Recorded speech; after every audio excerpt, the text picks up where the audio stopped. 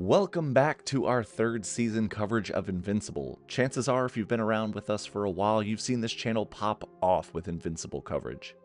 But if you're new, feel free to check out our whole suite of complete history videos for a ton of the most popular Invincible characters. After all, we are the mighty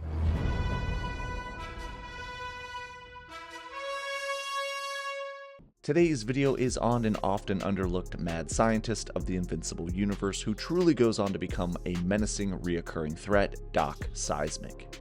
This guy goes from a fairly run-of-the-mill side quest level threat to a truly terrifying world-threatening monster.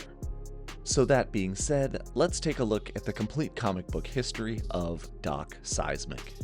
Doc Seismic made his first appearance in Invincible number 10, written by Robert Kirkman and drawn by Ryan Ottley. The good doctor appears on the first page of the issue, locked in battle with Mark on one of his first alone missions. There really isn't much of a setup here. Mark comes across Doc Seismic, who appears to be attempting to destroy Mount Rushmore for some reason, and while technically Seismic should be no issue for Mark, he's packing some gauntlets that are able to repel Mark using sonic blasts. Mark does make short work of the Doctor, who flees by causing the ground to implode around him, and he falls into an abyss, and he's presumed dead for a bit, and obviously he's not, seeing as this video doesn't end here, so let's continue.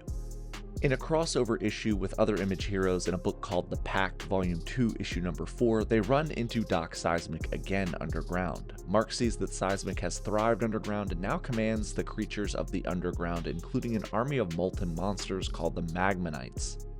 However, Invincible makes quick work of him again, using the Invincible Punch, knocking him out and finally taking him to prison. A number of months later, Seismic launches an attack on the surface by breaking out of the Supermax prison he's in via communication with his underground army. This attack allowed a number of low-level villains like the Mauler twins to also escape jail. The Guardians of the Globe were called in to fight off Seismic and make short work of the villain and his new crew of underground pals, and he attempts to flee but is caught by Shapesmith, who pretends to be a Magmanite, following him underground, catching him off guard, and returning him to prison. There, in prison, Seismic bides his time for a number of months before launching a massive counterattack against nearly all of the heroic forces of Earth in a targeted and coordinated attack against major metropolitan cities around the globe. This results in the capture of a number of the world's most powerful heroes by Seismic, who places them in nearly indestructible pods underground. Invincible and Adam Eve are together having a minor awkward conversation about their relationship when Mark gets word from Cecil, and together they spring into action as some of the only heroes not currently apprehended by Seismic. But even Mark and Adam Eve are overwhelmed by Seismic's new forces. Eve and Mark are both badly beaten by giant subterranean creatures and imprisoned, and they may have met their end here at the hands of Seismic had it not been for Cecil, who launches a counterattack using a giant army of Reaniman and a reformed Darkwing 2. Cecil's forces are unleashed, free the heroes, and they collectively overwhelm Seismic, who threatens to come after Mark alone next. However, before Mark can hit him, Darkwing sucks him into the shadows, causing the remaining forces under Seismic's control to flee in terror without their master. While Seismic's threat is neutralized for now, the whole ordeal leads to a massive falling out between Mark and Cecil over his use of not only D.A. Sinclair's completely unethical Reaniman, but also Darkwing 2, who Mark views as a murderer. More on that in Mark's video. Seismic appears here and there, and there are some small single panels and other issues. However, the next time we see him is in issue 106, when he returns to his subterranean forces to reclaim his leadership. However, he is captured by someone or something we cannot see in this issue, who begins subjecting him to a horrific process of forced metamorphosis. It's revealed in the next issue that he was actually being transformed by the subterranean queen of the underworld, Volcanica. She transforms Seismic into this being in order for him to lead all of her forces of the subterranean world against the surface, as her king.